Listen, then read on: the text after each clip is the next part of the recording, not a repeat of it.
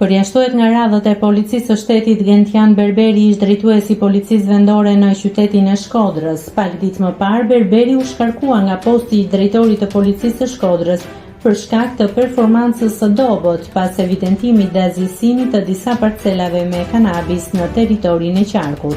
Pas largimit nga detyra, ai është emëruar në drejtorinë e përgjithshme të policisë së shtetit në sektorin e analizës, por kjo mas duket se nuk i ka pëlqyer. Berberi është paraqitur në zyrën e drejtoreshës së burimeve njerëzore në drejtorinë e përgjithshme të policisë, ndërsa burime bëjnë me dije se vendimi për përjashtim është firmosur pasi ka përdorur fjalor fyes dhe ka kërcënuar zyrtaren për shkak të uljes së tij në detyrë.